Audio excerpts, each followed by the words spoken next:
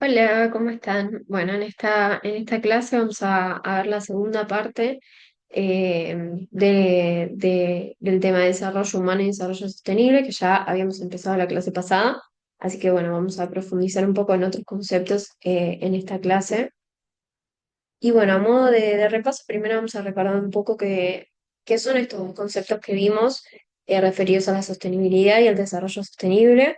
En particular, como vimos, la sostenibilidad se enfoca más que nada en la permanencia y conservación de los recursos naturales a lo largo del tiempo, lo que implica, lógicamente, encontrar cierto equilibrio o estabilidad en el uso de estos recursos naturales para garantizar justamente su permanencia a lo largo del tiempo. Y por otro lado tenemos el concepto de desarrollo sostenible, que es un concepto un poco más amplio, que integra, además de la preservación de los recursos naturales, también cuestiones económicas y sociales. Recordemos el diagrama de Venn que vimos la clase pasada, en donde teníamos estas tres grandes dimensiones, que eran lo ambiental, lo económico y lo social, interactuando y afectándose mutuamente, las tres dimensiones entre sí. Entonces, lo que nos dice este concepto de desarrollo sostenible es que para poder alcanzar justamente este desarrollo, necesitamos contemplar estas tres dimensiones y todas las interrelaciones que existen entre estas tres dimensiones. No podemos simplemente enfocarnos en una de ellas sin tener en cuenta las demás porque eh, todas se afectan entre sí. Entonces, un poco esto fueron los conceptos que vimos la clase pasada. Bueno, acá también algo que adelantamos un poco la clase pasada es esta idea de desarrollo sostenible como justicia social. Acá vemos algunas afirmaciones de este informe de desarrollo humano del año 2016, en donde se eh, dice que, bueno, justamente la reducción de la desigualdad está en la base del desarrollo sostenible. Como vimos, es una de las dimensiones, lo social, dentro de este diagrama de Venn. Y acá esta afirmación es muy interesante, que dice que la desigualdad permite que grupos e individuos poderosos se comporten de manera insostenible, lo que daña la democracia y la participación, excluye a los grupos discriminados del desarrollo humano, eh, bueno, incluyendo de la participación política, induce a un comportamiento insostenible por parte de los más pobres, daña el tejido social que obstaculiza la cooperación, genera conflictos y delincuencia, y finalmente reduce las capacidades nacionales para generar el desarrollo. Entonces, básicamente lo que nos dice es que en una sociedad desigual, el poder está básicamente concentrado en unas pocas personas, lo cual lógicamente afecta el derecho de las personas a participar en la toma de decisiones y por ende la democracia, justamente porque se reduce un poco esta representatividad. Y eso está muy vinculado al concepto de gobernanza también que vimos la clase pasada. En particular, bueno, si hay una fuerte concentración del poder en unas pocas personas que actúan únicamente en función de sus propios intereses personales, eh, eso lleva a la exclusión de grupos menos favorecidos, impidiéndoles influir en decisiones que afectan sus vidas. Y recordemos que en muchos casos este grupo de personas es el más afectado por fenómenos vinculados al ambiente. Vimos que, por ejemplo, ante ciertos eventos climáticos, como inundaciones, las personas más pobres son las más afectadas justamente por la falta de infraestructura de las zonas en las que viven. Entonces, básicamente es necesario que este grupo de personas también sea considerado al tomar las decisiones de política pública, por lo que es necesario garantizar su representabilidad. Recordemos también, vinculado a esto que se habla en la afirmación, que los pobres también tienen un uso más ineficiente de los recursos naturales debido a la falta de posibilidades que tienen. Entonces, las políticas que busquen mejorar su situación no solo tendrán implicancias desde el punto de vista social, que ya de por sí es una de las dimensiones a tener en cuenta desde el punto de vista del desarrollo sostenible, sino también que esto va a tener implicancias desde el punto de vista ambiental. Y bueno, finalmente también la exclusión de estos grupos sociales también genera otros problemas y conflictos sociales derivados de la pobreza y de esa percepción de injusticia, ¿no? Que pueden ser incidencia en el crimen, en la violencia, en la falta de cooperación, en la desconfianza, en fin, todo esto, lo social es muy relevante. Y bueno, vinculado con esto, vemos también que algo también de esto vimos la clase pasada, que existe un vínculo muy fuerte entre el desarrollo humano y el desarrollo sostenible, en donde estas dos ideas se refuerzan mutuamente. Como dice acá, los fundamentos conceptuales de la Agenda 2030 se refuerzan por los elementos analíticos del enfoque de desarrollo humano. Lo importante es que ambas ideas se centran en el bienestar de las personas. Entonces, básicamente, lo que tenemos es que el desarrollo humano se centra en mejorar la calidad de vida de las personas mediante el acceso a educación, salud, empleo digno, participación social, y esto mejora sus condiciones de vida. En particular, bueno, las condiciones de vida de las personas más pobres, que son las personas más rezagadas en términos de todas estas variables. Y bueno, cuando las personas tienen cubiertas sus necesidades y mejoran su calidad de vida, pueden invertir en prácticas sostenibles a largo plazo. Entonces, básicamente, una persona que no tiene para comer no va a ponerse a pensar en cómo implementar prácticas más eficientes para garantizar la sostenibilidad de los recursos en el tiempo.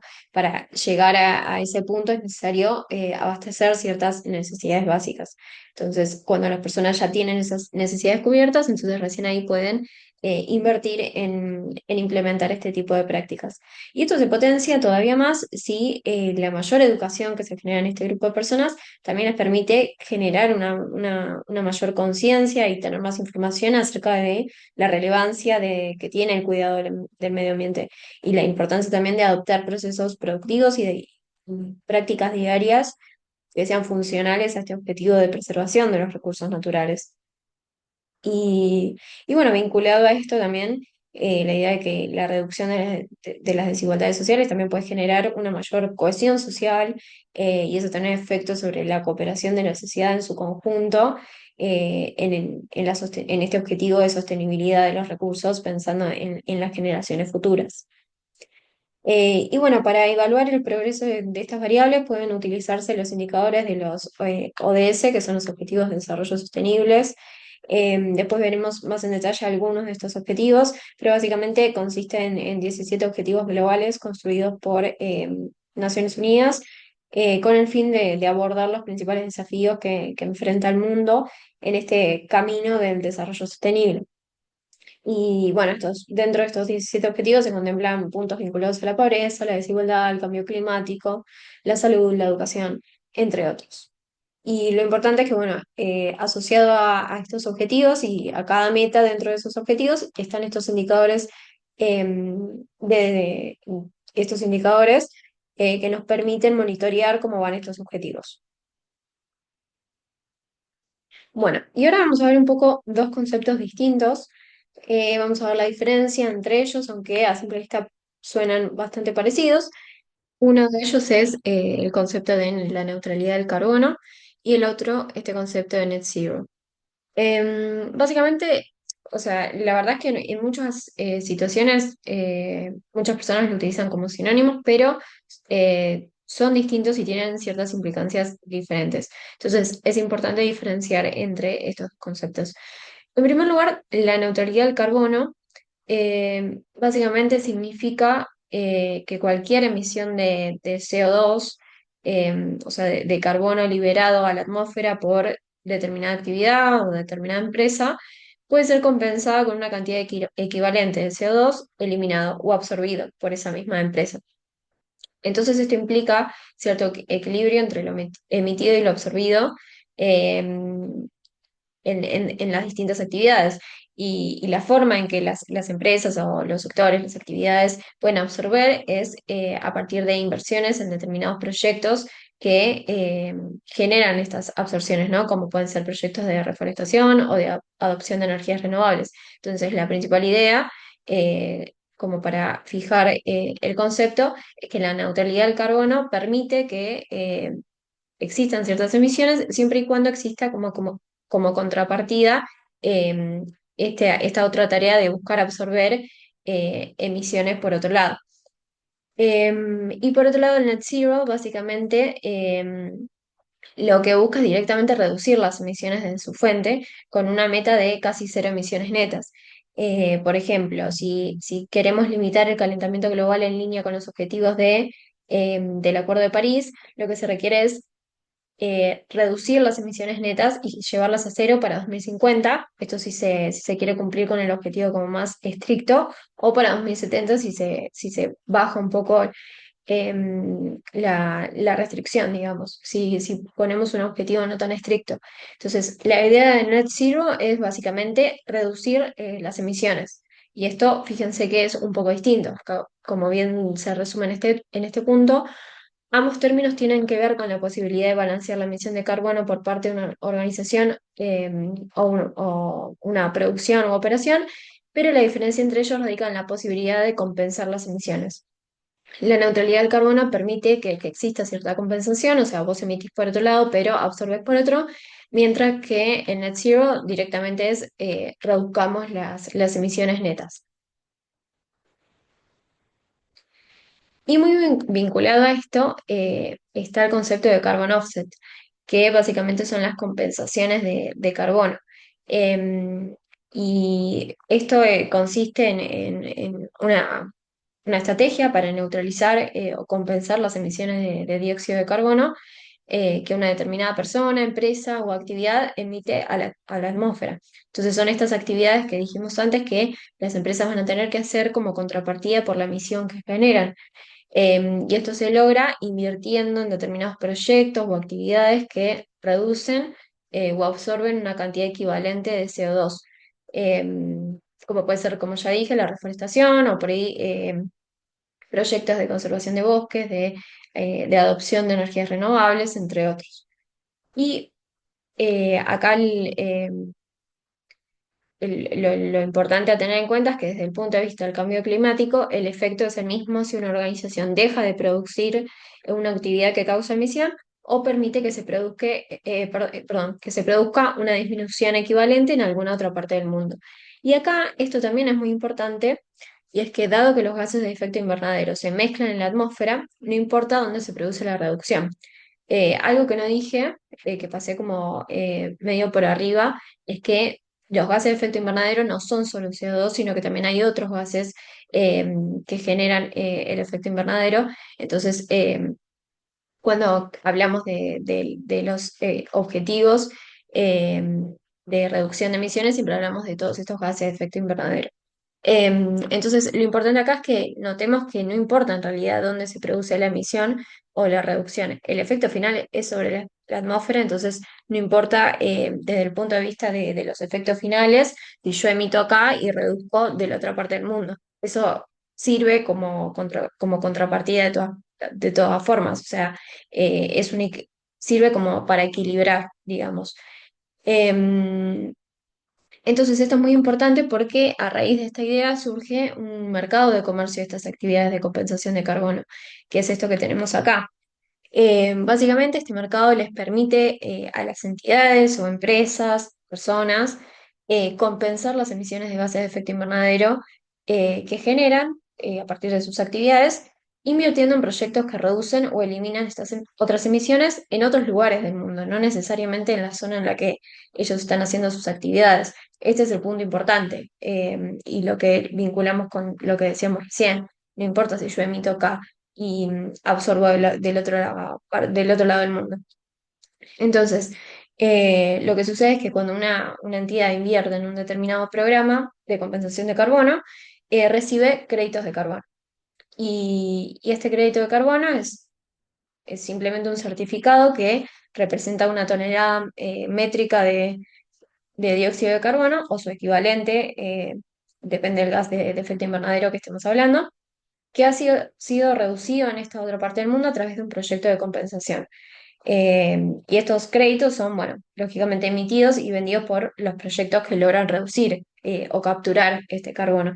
Entonces, un poco la idea es esta, de que aquellos proyectos que eh, logran reducir las emisiones en la atmósfera vendan estos certificados para que las otras empresas o personas que no necesariamente viven ahí, pueden estar en cualquier otra parte del mundo, todas aquellas personas o empresas que emitan pueden comprar esos certificados y de esa forma lograr el equilibrio y el balance entre emisiones y absorciones. Bueno, entonces, un poco este va a ser el proceso que van a tener que seguir las empresas para garantizar la neutralidad del carbono. Como recién dijimos, las emisiones que generan las empresas pueden ser compensadas mediante estos offsets.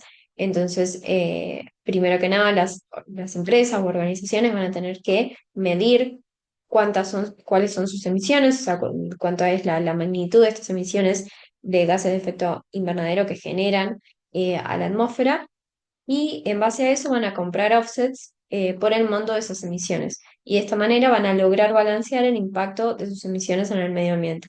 Entonces, lo que emiten por un lado, exactamente a la misma magnitud, lo reducen por el otro. Y de esta manera se puede decir que esta empresa o organización es formalmente carbono neutral. Esto se usa como manera de tener un impacto inmediato y de alguna manera neutralizar las emisiones generadas por las empresas. Pero notemos que, sin embargo, esto no significa que exista una verdadera disminución de las emisiones de esa organización o empresa, porque notemos que en realidad simplemente están balanceando lo que emiten con lo que absorben, pero no es que están disminuyendo sus emisiones. Entonces, el impacto real en el medio ambiente no se ve, porque en realidad no tiene un impacto en el medio ambiente, no es que no es que se están reduciendo las emisiones, no es que se están adoptando prácticas eh, más favorables desde el punto de vista ambiental. Simplemente se está emitiendo por un lado y compensando por el otro. Y esta es la diferencia radical que existe con el concepto de net zero. Eh, Como bien dice acá, este concepto significa recortar las emisiones de gases de efecto invernadero que generan la actividad humana y en particular mucho la actividad productiva, hasta dejarlas lo más cerca posible de las emisiones nulas, con algunas emisiones residuales que sean reabsorbidas en la atmósfera por el océano y los bosques. Esta es la principal diferencia. Notemos que esto implica efectivamente reducir las emisiones, no solamente compensarlas y neutralizarlas. Y acá, bueno, un organismo muy vinculado a esto es el Science Based Target Institute, que es un organismo que fue creado justamente para ayudar a las empresas y organizaciones a establecer objetivos de reducción de emisiones que vayan en línea con los objetivos del Acuerdo de París. Entonces, si se quiere ir en línea con este objetivo final, notemos que lo que se requiere en realidad es una disminución del 90% de las emisiones. No alcanza solamente con comprar offsets para neutralizar las emisiones que estoy generando. Necesito reducir esas emisiones, no solamente compensarlas. Y para esto es necesario adoptar energías renovables, mejorar la eficiencia en el uso de recursos, incrementar la electrificación. Em, entonces, notemos que lo que necesitamos para cumplir con el objetivo de reducción de la emisión de gases de efecto invernadero es que las empresas reduzcan esas emisiones. Em, bueno, em, también acá ahora vamos a volver un poco a esta idea que ya vimos también en la clase pasada de la relación que existe entre el desarrollo eh, tecnológico, el desarrollo productivo y la sostenibilidad ambiental. Hay cierto consenso internacional acerca de que el calentamiento global es provocado por la actividad humana, principalmente por la actividad productiva. Entonces, el desarrollo sostenible consiste en lograr, como ya vimos antes, un balance entre el desarrollo económico, tecnológico, la protección del medio ambiente y el bienestar social. Entonces, acá tenemos que tener en cuenta que el crecimiento económico actúa como una barrera para la sostenibilidad, pero también la sostenibilidad actúa como un crecimiento, perdón, como una barrera para el crecimiento económico. Y acá un punto importante que hace Nordhaus, que es un economista que trabaja con estos temas de economía ambiental, es que el crecimiento económico en realidad no se debería ver restringido por el agotamiento de combustibles fósiles. em, o minerales, porque justamente esta escasez debería poder resolverse mediante el uso de otros métodos de producción más eficientes o recursos alternativos que sean renovables. Entonces, notemos acá que por un lado el crecimiento se ve restringido por justamente la escasez de recursos y a su vez lo ambiental también se ve afectado por el crecimiento económico. Entonces necesitamos un equilibrio entre estas dos dimensiones. Y acá también algo que ya hablamos en la clase pasada es esta relación que existe entre el crecimiento de las emisiones y la contaminación y distintas variables de, de cuidado ambiental y el ingreso per cápita de los países. Y es esta curva de Kuznets ambiental. Entonces, lo que nos dice esta curva es que a medida que se incrementa el crecimiento económico de los países, el nivel de degradación ambiental aumenta, pero pasado cierto umbral, la degradación comienza a disminuir.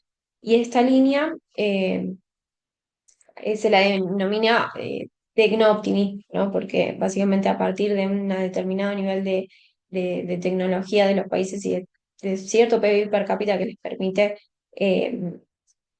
seguir otro tipo distintos de objetivos, a partir de ese punto se empiezan a ver efectos positivos del crecimiento económico sobre la degradación ambiental. O sea, positivos en el sentido en realidad de no que aumentan, sino de que disminuyen. O sea, positivos en el sentido de que vamos mejorando eh, la situación ambiental. Entonces, bueno, esto es lo que dije recién. La relación de la curva de Kuznets ambiental lo que nos dice es que a medida que se incrementa el ingreso de los países, las sociedades tienen tanto los medios como la voluntad para pagar la protección del medio ambiente. Entonces, por eso se ve esta relación de U invertida. Em, digamos, la U invertida sería, bueno, después tenemos un gráfico, pero los primeros niveles, o sea, cuando el PBI per cápita es muy bajo, crecimientos en el PBI per cápita están asociados a una mayor degradación del medio ambiente, pero llegado al punto máximo, mayores incrementos en el PBI per cápita empiezan a mejorar la situación medioambiental. Y existe evidencia del cumplimiento de esta U invertida. Eh, y bueno, en particular se analizan distintas variables y en ciertas variables como la contaminación del agua o condiciones sanitarias, lo que se ve es que estas variables mejoran incluso cuando se observan incrementos en los ingresos del PIB per cápita desde valores muy bajos, no necesariamente desde valores muy altos como sí ocurre con otras variables. Entonces, esta es básicamente la curva de Kuznets ambiental. Vemos acá la relación de U invertida que decíamos recién cuando el PBI per cápita es muy bajo, o sea, en estos tramos más o menos, lo que vemos es que aumentar el PBI per cápita, o sea, el crecimiento económico está asociado con una mayor contaminación, pero llegado a un determinado punto máximo, lo que se ve es que el crecimiento económico ya empieza a estar asociado con menores niveles de contaminación. Y eso tiene que ver justamente porque ahora ya cuando llegaste a un determinado nivel de ingreso per cápita, las prioridades empiezan a cambiar un poco y ya como tenés un piso establecido de ciertas necesidades ya satisfechas, podés de alguna forma, por decirlo de alguna manera, darte el lujo de perseguir otros objetivos ya más vinculados a la preservación medioambiental. Entonces, por eso lo que vemos acá es que a partir de este punto, crecimiento económico ya se asocia a reducciones en la contaminación. Bueno, y acá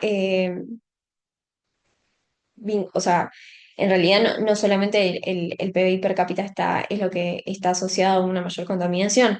Lógicamente, las mejoras en la regulación ambiental también tienen una fuerte incidencia y no necesariamente surgen cuando se da un incremento en el ingreso. Entonces, eh, todo esto tiene implicancias, lógicamente, sobre la contaminación, no solamente el PBI per cápita. Y acá, vinculado a esto, la acción, como bien dice acá, la acción de políticas ambientales más efectivas puede producir que la curva de contaminación se traslade hacia abajo.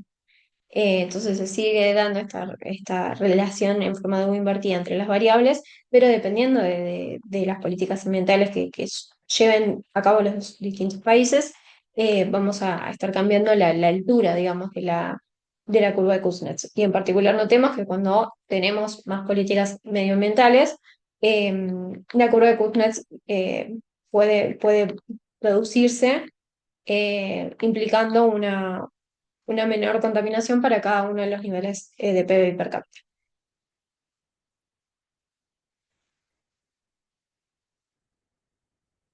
Bueno, y acá un punto muy importante a tener en cuenta es que si bien en algunos países la contaminación disminuyó durante los últimos años a medida que se incrementaba el nivel de desarrollo económico de estos países, en realidad lo que sucedía es que esto no se debía a una mejora en los procesos productivos de estos países, no es que adoptaban nuevas tecnologías que permitían generar una menor cantidad de emisiones, sino que en realidad lo que sucedía es que la estrategia era que estos países más ricos subcontrataran o básicamente derivaran las actividades más contaminantes hacia otros países más pobres.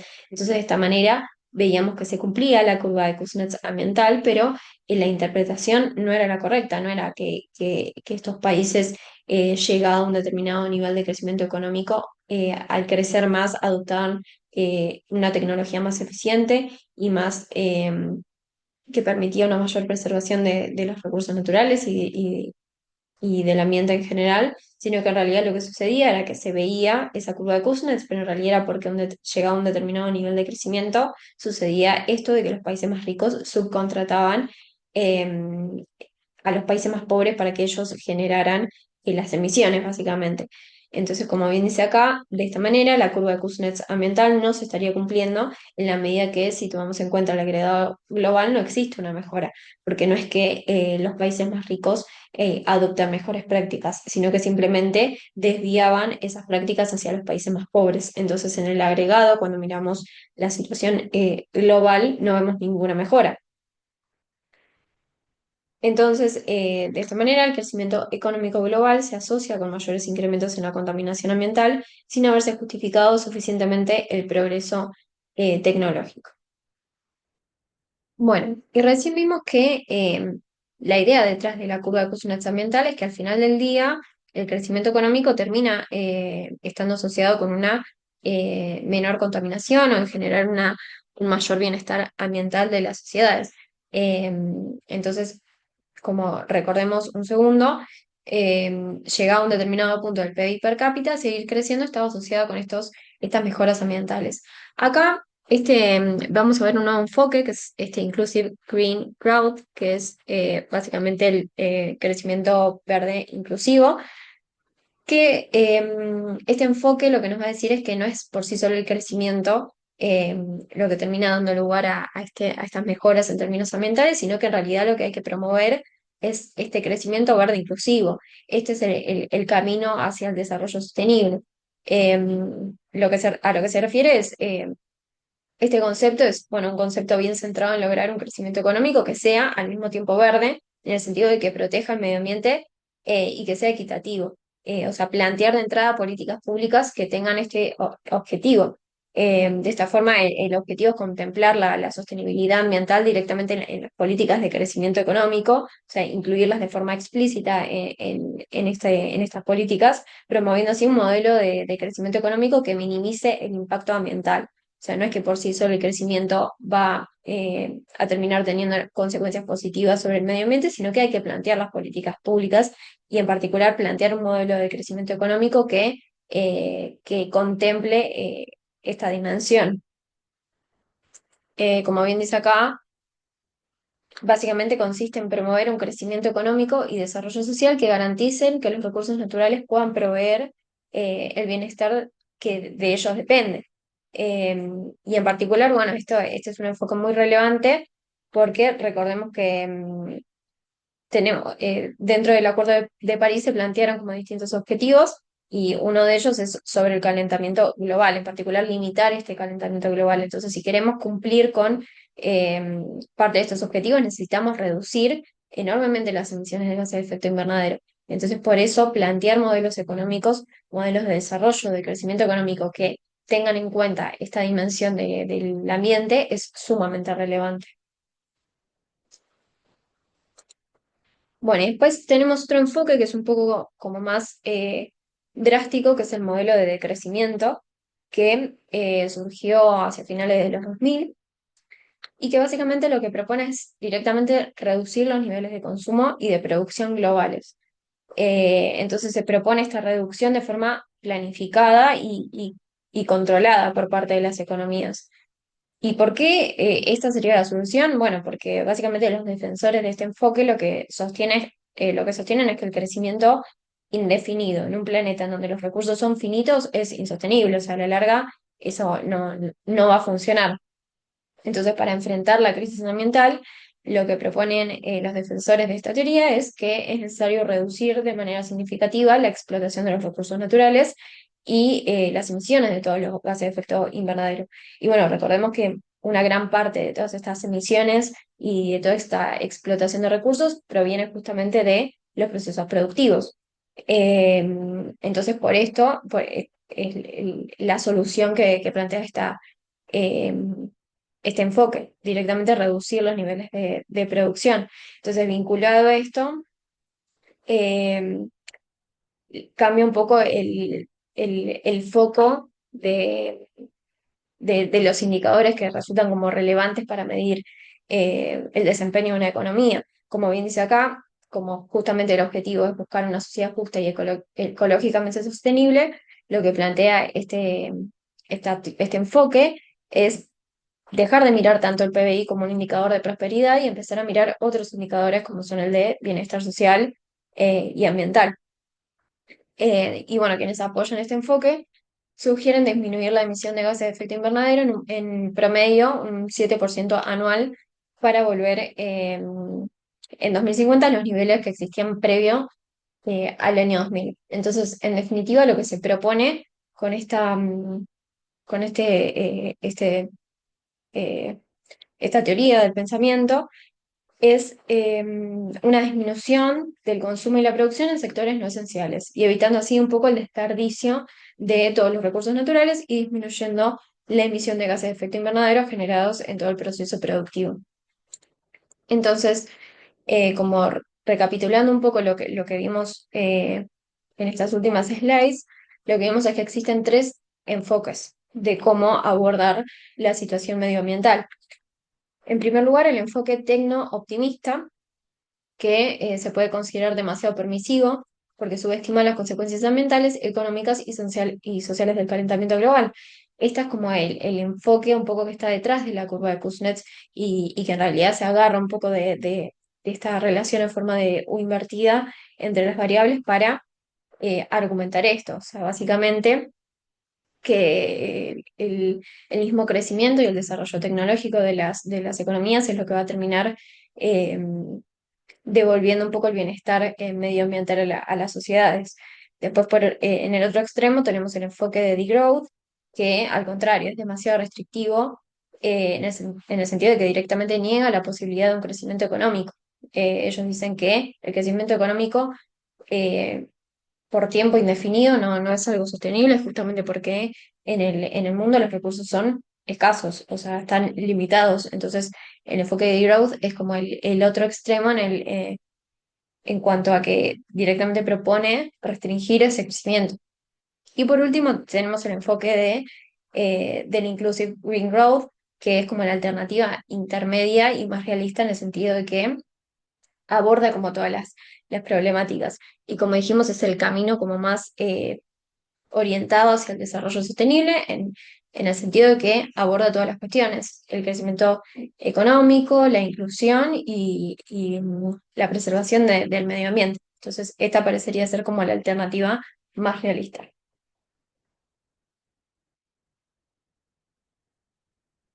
Bueno, y este crecimiento verde inclusivo también va a tener ciertas características. En primer lugar, tiene que ser necesario, eficiente y asequible.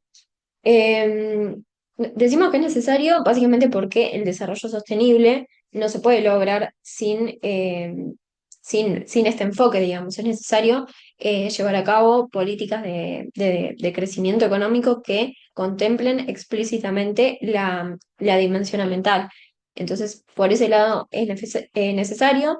También es eficiente porque básicamente permite abordar muchas de las fallas de mercado que existen en la economía, que como vimos en la clase pasada, hay muchas fallas de mercado asociadas a la problemática ambiental. Entonces, eh, este tipo de enfoque ayuda a abordar este tipo de fallas de mercado y además problemas que puede haber en la gobernanza. Por otro lado, este tipo de crecimiento promueve un uso más eficiente de los recursos naturales y fomenta la innovación en tecnología y procesos productivos, dando lugar a una mayor eficiencia en el sistema económico. Y por último, también el crecimiento verde es asequible porque por un lado, bueno, muchas de estas políticas verdes se terminan pagando directamente por sí mismas, ya que en principio requieren de una gran inversión inicial, pero luego, bueno, el uso de estas tecnologías muchas veces es rentable, entonces en muchos de estos casos se paga por sí sola. Y en otros casos, este tipo de inversiones tienen más sentido en el largo plazo ya que permiten ahorrar grandes costos futuros que pueden existir al evitar, por ejemplo, la degradación ambiental o la incidencia de muchos desastres naturales que pueden terminar siendo muy costosos. Entonces, en muchos casos viene por ese lado esta característica de asequible. Pensemos que no hacer nada también puede ser muy costoso. Si el día de mañana tenemos un gran desastre natural, eso es muy costoso también. Bueno, y después, otra característica es que este crecimiento verde inclusivo está restringido por la inercia social y política, pero sobre todo por la falta de instrumentos financieros que permitan que se lleve a cabo. Bueno, lo primero de esto, que se refiere a la inercia social y política, es básicamente que puede existir cierta resistencia en la sociedad al cambio en general. En muchos casos esto se debe a intereses particulares, ya sean intereses políticos, económicos o sociales que están fuertemente ligados a las estructuras económicas que ya existen en este momento, como puede ser, no sé, la producción basada en combustibles fósiles. Entonces, cambiar hacia este tipo de modelo de crecimiento verde eh, requiere alterar estas estructuras existentes y esto puede generar cierta oposición por parte de la sociedad y de las partes involucradas, digamos. Pero bueno, como también dice acá, uno de los principales problemas es justamente el financiamiento, que es muy importante porque muchas, como ya dije, muchas de estas medidas que requiere un crecimiento verde implican un gran costo de capital inicial. Entonces, esto es muy relevante. Y por otro lado, otra de las características es que este tipo de crecimiento económico, crecimiento verde inclusivo, se debería elaborar de manera secuencial, es decir, no cambiar todo el esquema de un día para el otro, sino que sea como un proceso más secuencial, pero dando prioridad a las acciones de los próximos 5 a 10 años. O sea, está bien que no sea un cambio completamente drástico, pero ir cambiando y tomando acción en los próximos años. ¿Por qué? Porque esto permitiría, en primer lugar, que se evite que los países queden atrapados en trayectorias no sostenibles y además permite que los países obtengan beneficios inmediatos a nivel local. Y bueno, ¿qué acciones se pueden ir tomando? Como dice acá, la solución debe orientarse a generar cambios o logros en primer lugar, cuestiones de political economy, básicamente justificar estas políticas verdes, buscar perdón, tratar de que la sociedad se concientice acerca de estos temas y generar como cierto consenso respecto a estas redistribuciones intertemporales o intersectoriales que se tienen que dar. Y esto, bueno, lógicamente va a implicar alterar los comportamientos de la sociedad, en particular de los consumidores, las empresas y, bueno, los distintos miembros de la sociedad. Y por último, bueno, ir desarrollando también instrumentos financieros que sean adecuados para llevar a cabo este proceso. Y por último, es importante destacar que no existe un único modelo de crecimiento verde inclusivo. Como dice acá, las estrategias difieren entre países acorde a los contextos locales, preferencias, disponibilidad de recursos, instituciones, etcétera. O sea, cada país es un caso diferente y se tiene que pensar un modelo de crecimiento eh, verde inclusivo que sea acorde a las características de ese país. Pero todos los países pueden lograr un crecimiento más verde inclusivo sin disminuirlo o retardarlo.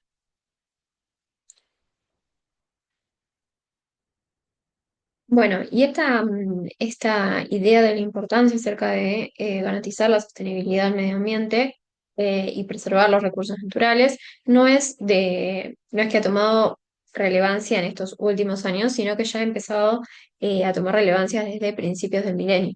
Como vemos acá, esas son las famosas metas de desarrollo del milenio, que fueron una serie de objetivos globales que se establecieron en el año 2000 para justamente establecer ciertas metas vinculadas a la mejora del bienestar humano en los países en desarrollo. Estas metas, bueno, debían cumplirse en un plazo de 15 años, o sea, fueron desde el año 2000 hasta el 2015, y sentaron las bases para los Objetivos de Desarrollo Sostenible, que ya algo hablé antes, pero después vamos a ver un poquito más en detalle algunos de estos objetivos. Entonces, como podemos ver acá, el séptimo objetivo de estas metas de desarrollo del milenio buscaba justamente garantizar esta sostenibilidad del medio ambiente. Em, bueno, y acá vemos más en detalle las metas dentro de este objetivo 7.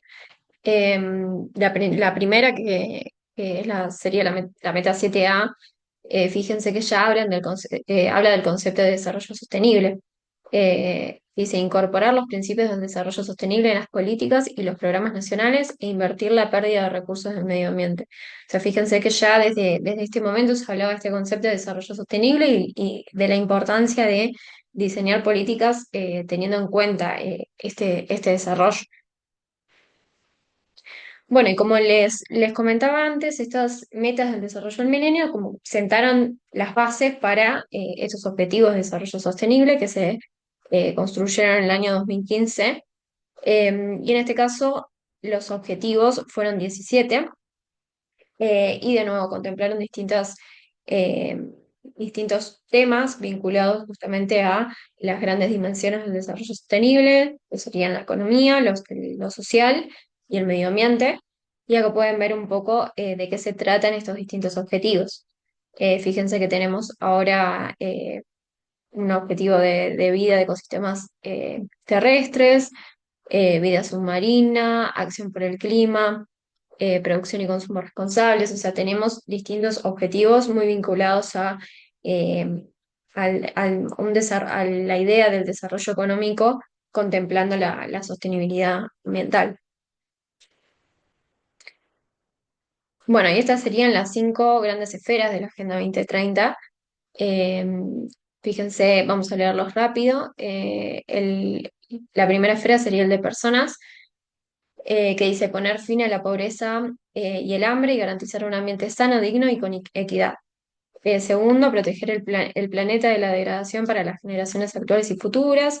Asegurar que todas y todos puedan disfrutar de una vida próspera y que se puedan lograr el progreso económico, social y tecnológico en armonía con la naturaleza. Esto es importante, siempre la conexión entre las distintas dimensiones. La esfera 4, fomentar sociedades pacíficas, justas e incluyentes, libres de miedo y violencia. Y por último, la quinta esfera sería la de asociaciones, que dice movilizar lo necesario para fortalecer una alianza global para el desarrollo centrada en las necesidades de los más vulnerables con la participación de todos y todas. Bueno, y acá hay un breve video explicativo de estos objetivos de desarrollo sostenible por si quieren profundizar un poco más en esto.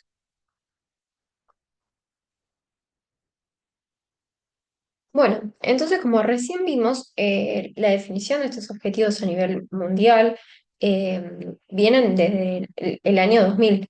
Entonces vamos a ver un poco cómo fue la evolución de las emisiones de gases de efecto invernadero, en particular de CO2, o sea, dióxido de carbono, desde los años 2000 hasta la actualidad. Y lo que vemos es que a pesar de que desde los años 2000 existen estos objetivos, las emisiones siguen estando en crecimiento. Lo que se ve es que durante la pandemia, bueno, lógicamente hubo un descenso de estas emisiones por, bueno, todo lo que implicó la pandemia y la cuarentena y la caída que hubo tan grande en los niveles de producción y de consumo a nivel global. Entonces lo que sucedió es que en la pandemia se cayó muy fuerte la cantidad de emisiones mundiales, pero luego, una vez que pasamos la pandemia, en particular luego del año 2020, lo que se ve es que las emisiones aumentaron un montón, superando incluso los niveles pre-pandemia, como se puede ver acá. Y esto fue, bueno, en mayor medida impulsado por el crecimiento económico y el aumento de la demanda en general, la demanda de productos, de servicios, y esto trae aparejado el aumento de la demanda de dióxido de carbono, por decirlo de alguna manera, porque nosotros al demandar estos bienes y servicios, en el proceso de producción de esos bienes y servicios se emiten estos gases de efecto invernadero. Sin embargo, lo que se ve, bueno, antes también esto es un punto importante, que es que el repunte también fue más rápido en las economías avanzadas y fueron muy importantes las emisiones de la aviación en este sentido. Y ahora sí, bueno, otro punto también muy importante es que los aumentos de dióxido de carbono en el año 2022 estuvieron, si bien fueron muy altos, estuvieron muy por debajo del crecimiento del PBI mundial. Y esto, bueno, va en línea con una creciente desvinculación que existe entre las emisiones de gases de efecto invernadero y el crecimiento económico. ¿Y por qué surge de a poquito esta desvinculación? Bueno, básicamente porque ahora existe un mayor uso de tecnologías de energías no contaminantes, específicamente fuentes renovables, vehículos eléctricos, bombas de calor, etcétera, y también la reducción de la producción industrial, en particular en China y Europa. Sin embargo, lo que podemos ver analizando los indicadores asociados al Objetivo de Desarrollo Sostenible 13. Lo que se ve es que las acciones actuales todavía son muy insuficientes para hacer frente al cambio climático. Como vimos un poco acá, las emisiones siguen estando en constante crecimiento y una tendencia bastante alarmante. Y esto lógicamente tiene consecuencias, y una de esas consecuencias son los eventos meteorológicos extremos que se observan a lo largo y ancho de todo el planeta. Estos eventos meteorológicos extremos son cada vez más frecuentes e intensos, y esto lógicamente tiene fuertes repercusiones en la economía, en la sociedad, en el bienestar de las personas. Y lo que sucede es que esto es consecuencia del incremento de la temperatura a nivel global, porque cuanto más se incrementa la temperatura del mundo, mayores son los riesgos de estos eventos catastróficos, como pueden ser inundaciones, temporales, etcétera, que, como ya vimos, además, lo que sucede es que las personas, los grupos sociales más vulnerables son los que están más expuestos a las consecuencias de estos eventos catastróficos. Entonces, lo que vemos es que es necesario actuar eh, y empezar a tomar medidas que efectivamente logren reducir estas emisiones de gases de efecto invernadero, porque las consecuencias son enormes y existen y están hoy en día, se pueden observar en el planeta. Entonces es importante actuar y ser conscientes de la importancia de este fenómeno y de las consecuencias que traen aparejadas los desarrollos productivos y los procesos productivos actuales. Entonces, si nosotros queremos cumplir con este objetivo de limitar el calentamiento global, lo que necesitamos es empezar a disminuir las emisiones de gases de efecto invernadero ahora.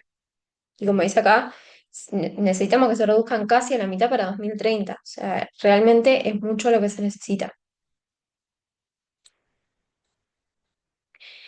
Y bueno, como ya sabemos, las actividades humanas, en particular, bueno, la quema de combustibles fósiles, el uso no sostenible de la energía y los suelos, los regímenes de consumo y producción insostenibles, provocarán un calentamiento global de 1,1 centígrados por encima de los niveles preindustriales. Entonces, acá se ve que existe este calentamiento global del que estamos hablando. O sea, los datos muestran eso. La temperatura global aumentó debido a las actividades humanas.